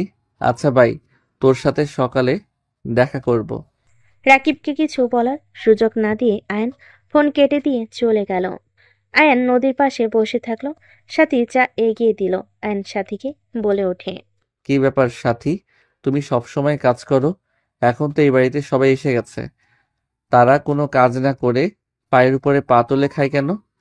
আয়ান, কিছু মনে করো না। আমাদের বাসার ব্যাপারে তুমি কথা না বললে খুশি হব। তুমি এই বাড়ির অতিথি, তোমার যা লাগবে বলবে, সাথে সাথে হাজির হয়ে যাবে। আপনার জীবন লাগবে? মানে? সরি, মজা করছি। আপনি বলেন, যা চাইবো তাই পাইবো, তাই বললাম। আয়নের কথায় সবাই হেসে দিল, শুধু তুলি আর তুলির আব্বু বাদে। তুলি ওর আব্বুর হাত ধরল। তুলির আব্বু তুলির দিকে তাকিয়ে আবার আয়নের দিকে তাকালো। আয়ন বলে ওঠে, এভাবে বোরিং ভাবে বসে থাকতে কি মজা লাগে নাকি? দূর থাকেন, আমি রুমে যাই, আমার ঘুম পাচ্ছে। আয়নের কথা শুনে আয়েশা বলে ওঠে, ভাইয়া, আমিও যাব তোমার সাথে, ঘুমাবো। আয়ন আয়েশাকে বলে, ভাইয়ের সাথে ঘুমাতে হবে না, তুমি আমার সাথে ঘুমাও। ওদের কথা শুনে আয়েশা আর কিছু বলল না। আয়ন নিচে চলে গেল। আয়ন ভিলেন মার্কা হাসি দিয়ে ভাবতে লাগলো। হাত পা কাঁপছে। কেবল তো শুরু মিস্টার খান সাহেব। আমি আমার মায়ের প্রতিশোধ নেওয়ার জন্য আজ এত দূর এসেছি। তোমাদের তো আমি সুখে থাকতে দিব না। আয়ন রুমে চলে গেল। রুমে গিয়ে খাটের উপরে শুয়ে পড়ল। এইদিকে সোনালি বলে ওঠে, আমি আয়নকে খেতে দিয়ে আসি। ওই তো ঘুমিয়ে যাবে না খেয়ে। তোকে যেতে হবে না, ভুয়া তুমি। যাও, ওকে খাবার দিয়ে দাও। আমি যাই। ও তো আমাদের কাজ করতে বলল, আর আব্বুও তো বলেছে ওর কথা শুনতে। সোনালি চলে গেল। নদীর মেজাজ খারাপ হইল। নদীর সাথীকে ইশারা করলে সাথী চলে গেল। সোনালি খাবার নিয়ে আয়নের রুমে গেলে দেখে আয়ন গেমস খেলছে। সোনালি বলে ওঠে, তুমি তো দেখি এখনো বাচ্চা। সোনালির কথা শুনে আয়ন উঠে পড়ল। আয়ন বলে ওঠে, তুমি এখানে কি করো? খাবার খেয়ে নাও। রেখে যাও। এখন খাও, ঠান্ডা হয়ে গেলে আর খেতে ভালো লাগবে না। তুমি যাও তো, আমি পরে খেয়ে নিব। সোনালি খাবারের প্লেট রেখে আয়নের হাত থেকে ফোন কেড়ে নিয়ে বলল, এখন খাও। আমার ফোন দাও। আয়ন সোনালির সাথে পাড়াপাড়ি করে ফোন নেওয়ার চেষ্টা করতে লাগলো। নদী এসে এই অবস্থা দেখে বলে ওঠে, হচ্ছেটা কি? নদীর কণ্ঠ শুনে দুজন চমকে ওঠে। নদীর কণ্ঠ শুনে দুজন চমকে উঠে। সোনালি তাড়াতাড়ি করে সরে গেল আয়নের উপর থেকে। সোনালির মাথা নিচের দিক করে বলে, আসলে ফুপ্পি, এই মেয়েটা একদম বেয়াদব। বলছি পরে খাবো।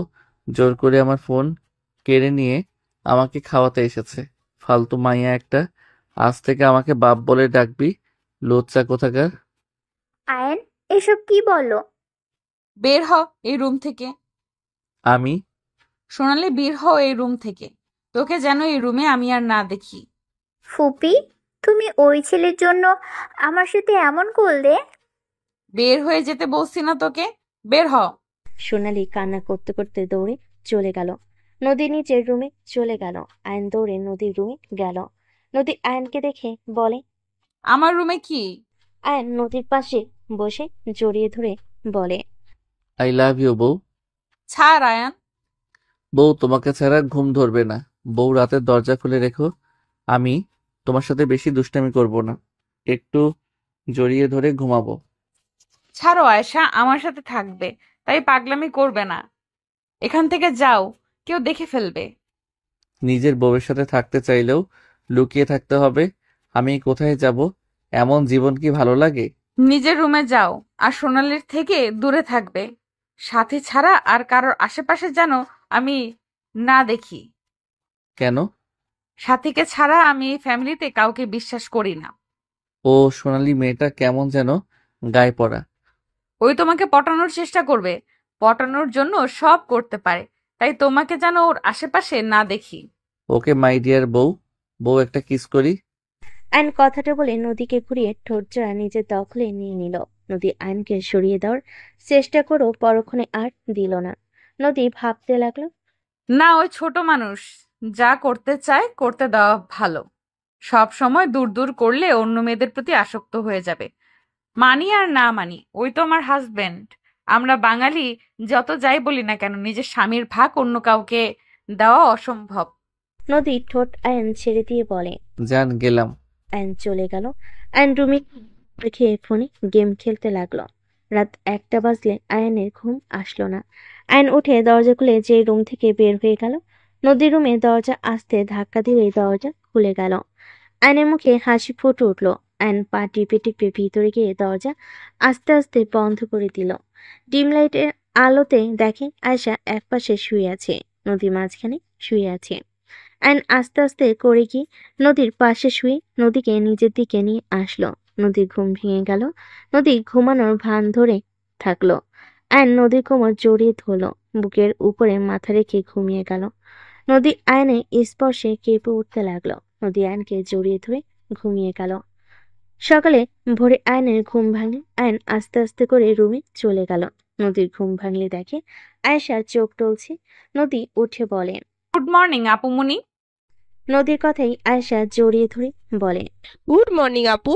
আপু, আজকে হাঁটতে যাবে? চলো, দুইজন ফ্রেশ হয়ে নামাজ পড়ে নিই, তারপর দুইজন মিলে যাব। আয়েশার কথায় আয়েশা নদীর সাথে ওয়াশরুমে গিয়ে ফ্রেশ হয়ে অজু করে দুজনেই নামাজ পড়তে লাগলো। নামাজ পড়া শেষ করে দুজন বের হয়ে গেল। কিছু দূর গেলে হুট করে আয়ন পিছন থেকে দৌড়ে এসে বলে, গুড মর্নিং বউ এবং আপুমণি। ফাজিল, এখানে কি? আয়েশা বলে ওঠে, ভাইয়ার বউ কে? তোমাকে সিক্রেট কথা বলি, কাউকে বলবে না, প্রমিস করো। আয়ান, বেশি বেশি হয়ে যাচ্ছে কিন্তু। তোমার আপুমণি আমার বউ হয়, আর আমি তোমার আপুমণির হাজবেন্ড হই। এইটা যেন কাউকে বলো না, ওকে? আয়েশা আয়নকে প্রমিস করে আয়ন বলে ওঠে। আয়েশা অবাক হয়ে গেল। আয়ন আয়েশাকে নিয়ে হাঁটতে লাগলো। নদীও ওদের পিছন পিছন যেতে লাগলো।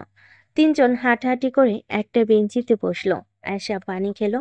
নদী পানি খাইয়ে আয়নের দিকে ধোলে আয়নও পানি খেতে লাগলো। আয়ন ঘড়ির দিকে তাকিয়ে বলে, ওকে, তোমরা বাসায় চলে যাও, আমি পরে যাব।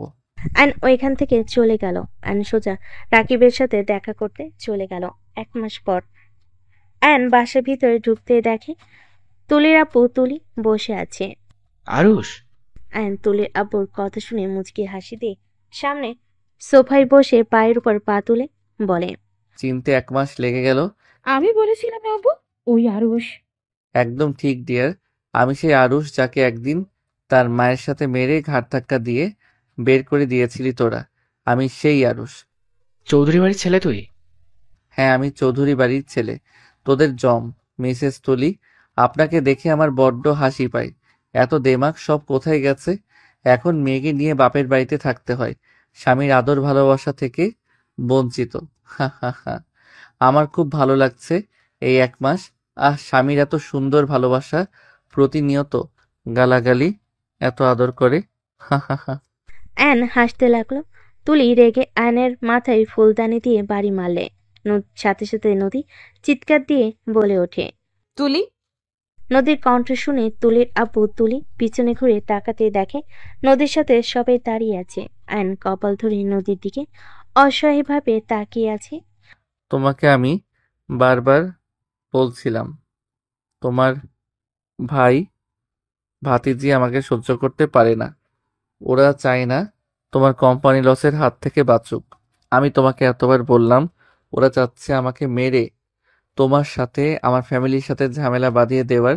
তুমি আমার কথা বিশ্বাস করলে না, দেখো নিজের চোখে। ফুপি ফুপি, ওই মিথ্যা বলছে, ওই আমাদের ফাঁসাচ্ছে। নদী, ওই মিথ্যা বলছে, ওই আমাদের ফাঁসাচ্ছে। নদী এসে সজোরে তুলির গালে থাপ্পড় মারল। তুলি নিজেকে কন্ট্রোল করতে না পেরে ফ্লোরে পড়ে গেল। নদী দৌড়ে গিয়ে আয়নের মাথা চেপে ধরল। নদী নিজের ওড়না ছিঁড়ে আয়নের মাথায় বেঁধে দিয়ে বলতে লাগলো, আই এম সরি আয়ান, আমি বুঝতে পারি নাই। আমি ভাবতেই পারছি না ওরা সত্যিই তোমার ক্ষতি করবে। আমি যদি তোমার কথা শুনতাম তাহলে এমন কিছুই হইতো না। নদী, তুই ওর মিথ্যা জালে ফেসে যাচ্ছিস। Shut up! আর একটা কথা তোমরা বাপ বেটি বলবে না। তোমাদের অনেক সহ্য করেছি, আর না। নদী, তোর কাছে আমাদের থেকে এই ছেলে বড় হয়ে গেল। এই জন্যই বলে টাকা থাকলে সবাই বিক্রি হয়ে যায়। যা শাট আপ! একদম আমাকে ইমোশনাল ব্ল্যাকমেইল করবে না। অনেক ব্ল্যাকমেইল করেছো, আর না। বউ, অনেক ব্যথা লাগছে। আয়ান কথাগুলো বলে কান্না করতে লাগলো। তুলির আব্বু অবাক হয়ে গেল। তুলি কিছু বলার আগে নদী আয়নকে বুকের সাথে জড়িয়ে নিয়ে কপালে চুমু দিয়ে বলে, আয়ান পাগল, কান্না করো না, ব্যথা ঠিক হয়ে যাবে। আমাকে তুমি ক্ষমা করে দাও। আমি তোমার কথাগুলো বিশ্বাস করি নাই। আর যদি না আসতাম তাহলে ওরা সত্যি তোমাকে মেরে ফেলতো। বউ জানো, ওরা আমাকে বলছিল আমি যদি আব্বুকে বলে তোমাদের কোম্পানির সাথে শেয়ারে কাজ করতে না করি তাহলে ওরা দুজন আমাকে মেরে ফেলবে। আমি হাসতে হাসতে বলছি আমি মরে গেলেও করব না, যা ইচ্ছা করো। আর তুলি রেগে সোজা আমার মাথায় বাড়ি মারলো। আয়নের কথা শুনে নদী রেগে গেল। তুলি উঠে কিছু বলতে যাবে, নদী রেগে তুলিকে হাতের উল্টা পিঠ দিয়ে সজোরে থাপ্পড় মেরে বলে, আমি এত কিছু কাদের জন্য করছি? সব তো তোমাদের জন্যই। সেখানে তোরা আমার পেছনে লাগছস। দিন রাত না খেয়ে কষ্ট করে আজ এত দূর এসেছি, আর সেখানে তোরা আমার পেছনে ছুরি মারলি। নদী, ওই তোকে ভুল বুঝাচ্ছে। আমরা তোর ক্ষতি কিভাবে চাইবো? চুপ, একদম চুপ। তোমরা দুইজন আর কিচ্ছু বলবে না। এখন এই বাসা থেকে বের হয়ে যাবে, না হলে আমি তোমাদের ঘাড় ধাক্কা দিয়ে বের করে দিব। আমি 4 মিনিট সময় দিলাম, এর ভেতরে যদি না বের হও তোমাদের জন্য মোটেও ভালো হবে না। নদীর কথা শুনে তুলির আব্বু রেগে বলে ওঠে, কি করবি তুই? বের হব না, এটা আমাদের বাসা। বের হলে তুই হ। এইটা আমার বাসা, তোমার কিভাবে হয়? এইটা আমার নামে করে দিছস, ভুলে গেছস নাকি? আমি কবে তোমাদের নামে লিখে দিলাম? তুলি, দলিলটা নিয়ে আয়। তুলি দলিল বের করে নিয়ে এসে দেখালো। নদী থমকে গেল। নদী বলে ওঠে, এইভাবে আমাকে ধোকা দিলে তোমরা? চুপ কর, এখন বের হ। আমি তোমাদের নামে মামলা করব। বাসা থেকে বের হয়ে যা ইচ্ছা কর, নাইলে ঘাট ধাক্কা দিয়ে বের করে দিব। আমার বাড়ি থেকে আমি কোথাও যাব না, আমি পুলিশ ডাকবো। আমার কাছে প্রমাণ আছে। কিসের প্রমাণ? নদী ওর ফোনের রেকর্ড বের করে চালু করে দিলে তুলির আপু অবাক হয়ে গেল। তুলি হুট করে ফোন কেড়ে নিয়ে সজোরে আছাড় দিয়ে ফোন ভেঙে ফেল। নদীর আপু বলে ওঠে, বড় খোকা, তোরা যা শুরু করেছস, তোদের কপালে দুঃখ আছে। আমার মেয়েকে ঠকিয়ে এই বাড়ি লেখে নিয়েছোস না? আমি তোকে অভিশাপ দিচ্ছি, তোদের কোনোদিনও ভালো হবে না। যার যেমন ইচ্ছা অভিশাপ দাও, ওর মাও তো ওকে অভিশাপ দিয়েছিল, তাতে কি হয়েছে? আয়শাকে মেরে ফেললে সব সমাধান হয়ে যাবে। অবশ্যই কি বলো? ঠিক বলেছি, ওকে মেরে ফেললে তোর আর কোনো সমস্যা থাকবে না। আপু, আমি মরতে চাই না। নানুকে বলো না আমাকে মেরে যেন না ফেলে। আমি বেঁচে থাকতে তোমার ক্ষতি কেউই করতে পারবে না। ছি ভাই, তুমি এত নিচে নেমে গেছো। আর তুই তুই মা হয়ে এমন জঘন্য কাজ কিভাবে করতে পারিস? এই বুড়ো, তুমি আমাদের সাথে থাকবে নাকি মেয়ের সাথে? যদি থাকো এখানে থাকি যাও, নাইলে মেয়ের সাথে আউট হয়ে যাও। আল্লাহর দোহাই লাগে, বাপ্পিটি এবার থামো। আল্লাহ ভয় পাও তোমরা, যা শুরু করছো। আম্মু চুপ করো। তোর দেখি সাহস বেড়ে গেছে। বোবা থাকতে বলছি, ভুলে গেছস? ওয়েট, মজা দেখাচ্ছি। এইসব হচ্ছেটা কি? সবাই পিছনে ঘুরে তাকাতেই তুলির আপু বলে ওঠে, চৌধুরী সাহেব, আপনার ছেলেকে এখান থেকে নিয়ে যান, যদি আপনার ছেলের ভালো চান তো। আমার ছেলেকে নিয়ে যাব মানে? আপনি আমাদের সামনে আমাদের বৌমাকে মারছেন, আপনার সাহস তো কম না। আরুষ, তুই কি কাপুরুষ হয়ে গেলি নাকি? তোর সামনে তোর স্ত্রী মরছে আর তুই চুপ করে তাকিয়ে দেখছোস? বউ মানে? মিসেস তুলি, হাই, চিনতে পারছো? রাকিব? একদম। বাহ, জানেমন, আমাকে চিনতে পারছো। গার্ড, এই রাকিব আর আয়নকে ধরো। আয়নের আব্বু আম্মু রাফি বলে ওঠে, খান সাহেব, আমার ভাইয়ের গায়ে হাত উঠলে আপনি কিন্তু শান্তিতে থাকতে পারবেন না। আমার শান্তির দরকার নাই। গাটা আয়ন রাকিবকে মারতে লাগলো। রাকিব ফাইট করতে লাগলো। আয়ন মার খাইতে লাগলো। আয়ন শুধু তুলির আব্বুর দিকে তাকিয়ে আছে। রাফি ফাইট করতে গেলে আয়ন বলে ওঠে, ভাইয়া, তুই সবাইকে নিয়ে এখান থেকে চলে যাও। রাকিব, তুই এখান থেকে চলে যা। তোর স্ত্রী সন্তান আছে, তুই চলে যা। আমি কোথাও যাব না। আজ আমি তুলিকে খুন করব, সাথে খান সাহেবকেও। আমার সে রাগ এখনো আছে, আমি কিছু বলি নাই। আজও আমার খালার মৃত চেহারাটা যখন ভেসে ওঠে, আমার মাথায় আগুন ধরে যায়। রাকিবের কথাই আয়নের চোখের সামনে ওর মায়ের চেহারা ভেসে উঠল। আয়ন চোখ বন্ধ করে নিল। আয়ন চোখ খুলে আয়নের চোখ লাল বর্ণ ধারণ করে। আয়ন রাগে হাত মুঠো করে ফেল। আয়ন দৌড়ে গিয়ে এক এক করে গার্ডদের মেরে ফেলে দিল। আয়নের মারপিট দেখে তুলির আপু তুলি ভয় পেয়ে গেল। আয়েশাকে নদী উপরে পাঠিয়ে দিল। তুলির আপু পিছন থেকে আয়নের পিঠে চাকু বসিয়ে দিল। নদী জোরে চিৎকার দিলে আয়ন পিছনের দিকে তাকিয়ে তুলির আব্বুকে সজোরে লাথি মারল। ফ্লোরে পড়ে গেল। রাফি রাকিব মারতে যাবে, সাথে সাথে আয়ন ওদের দুজনের হাত ধরে বলে, ভাইয়া, রাকিব, তোমরা এখান থেকে চলে যাও। এটা আমার সময়। আমি আমার মায়ের প্রতিশোধ নিব। এখানে তোমাদের সাথে তার কোনো শত্রুতা নাই, যা শত্রুতা আমার সাথে। আয়নের কথা শুনে সবাই অবাক হয়ে গেল। আয়ন দৌড়ে গিয়ে তুলির আব্বুর কলার ধরে তুলে ঘোষাতে লাগলো, আর প্যান্টের বেল্ট খুলে তুলির আব্বুকে মারতে লাগলো। তুলির আব্বু আকুতি মিনতি করতে লাগলো। আয়ন চুলের মুঠো ধরে কান্না করতে করতে বলে, আমার মাও তোর কাছে আকুতি মিনতি করে বলেছিল আমার আরুষকে ছেড়ে দিতে। তুই আমার মাকে মেরেছিলি। তোর জন্য আমার মা আমাকে ছেড়ে চলে গেছে। আমি তোকে আজ মারতে মারতে মেরে ফেলবো। আমি ভেবেছিলাম এখন থেকে তোকে বের করে দিব ঘাড় ধাক্কা দিয়ে। বাট তুই আসলে মৃত্যু ডিজার্ভ করস। আরুষ, আব্বুকে ছেড়ে দাও। আয়ন তুলির দিকে রেগে চুলের মুঠি ধরে বলে, আমি তোর কাছে এভাবে বলেছিলাম আমার মাকে ছেড়ে দিতে, বাট তুই আমাকে কি বলেছিলি? সব প্ল্যান তোরা বাপ মেয়ে মিলে করছস, তাই না? আমি তোদের কিভাবে মারবো দেখ। আয়ন নদীর আব্বুর হাত থেকে লাঠি নিয়ে দুজনকে মারতে লাগলো। আয়নের যত শক্তি ছিল সব শক্তি দিয়ে মারতে লাগলো। আয়েশা দৌড়ে এসে আয়নের পা ধরে বলে, ভাইয়া, আমার আম্মুকে ছেড়ে দাও। আমার আম্মুকে ছাড়া আমি থাকতে পারবো না। আমার আম্মু অনেক কষ্ট পাচ্ছে ভাইয়া, আমার আম্মুকে ছেড়ে দাও। আয়েশার জায়গায় নিজেকে দেখতে পেল। আয়ন রাগে এক বাড়িতে লাঠি ভেঙে ফেল। আয়ন হাঁটু গেড়ে বসে চিৎকার করে কান্না করতে করতে বলল, আমার মাকে তোরা ফিরিয়ে দে। তোদের কি ক্ষতি করেছিলাম আমরা? আমার মাকে কেন আমার থেকে কেড়ে নিলি? সেদিন যদি আমার মাকে এভাবে মেরে আমাদের বের করে দিতি, আজ তো অন্যরকম হতে পারতো। আজ আমার পাশে আমার মা থাকতো, আজ আমি সাকসেসফুল। অথচ যার জন্য এই সাকসেসফুল হতে চেয়েছি সেই মানুষটাকে তোরা কেড়ে নিয়েছিস। শুধুমাত্র তোদের কারণে আমার মা আজ আমার সাথে নাই। যার জন্য এমন করলি, তুই তো সেই সংসার করে খাচ্ছিস। পড়াশোনা একবার ফার্স্ট হবে, না হয় একবার সেকেন্ড, এভাবে তো চলে। তুই সেকেন্ড হয়েছিস, ভালো করে পড়ে ফার্স্ট হইতে পারতি, কিন্তু তুই তো আমার দুনিয়াটা অন্ধকার করে দিলি। তুই আমার কষ্ট কিভাবে বুঝবি? এই যে তোর মেয়েকে দেখতে পাচ্ছিস, এই জানে মা হারানোর কতটা কষ্টের। তোরা ওকে মেরে ফেলতে চাইলি, দেখ ওই তোকে বাঁচাতে দৌড়ে এসেছে। আয়নের কথায় সবার চোখে পানি চলে আসলো। তুলি আয়নকে বলতে লাগলো, আয়ান, আমাদের ক্ষমা করে দাও। আমরা বুঝতে পারি নাই তোমার মা আত্মহত্যা করবে। বিশ্বাস করো, এটা শুনে আমার অনেক খারাপ লেগেছিল। আমি ভাবতে পারিনি সেই আত্মহত্যা করবে। আমি তোকে ক্ষমা করব না, আমি তোদের কাউকে ক্ষমা করব না, আমি তোকে মেরে ফেলবো। আয়ন পড়ে থাকা চাকু নিয়ে যে আঘাত করতে যাবে, সাথে সাথে আয়নের আম্মু দৌড়ে এসে আয়নের হাত ধরে বলে, আয়ান, আমি তোর আসল আম্মু। আমি হয়তো তোর পালিত মায়ের মতো হতে পারবো না, কিন্তু আয়ান, আমি 10 দিন 10 মাস পেটে রেখেছি। তুই আমার নাড়ি কাটা ধন। তুই আইন নিজের হাতে তুলে নিস না। তোর জীবনের সাথে আরেকটা জীবন নষ্ট হয়ে যাবে। আম্মু, আমি না থাকলে কিছু হবে না। আমি জানি তোমার কষ্ট হবে, কিন্তু তোমার আরেকটা সন্তান আছে আম্মু। তুমি ভাইয়ার মাঝে আমাকে ভাইয়াকে খুঁজে নিও।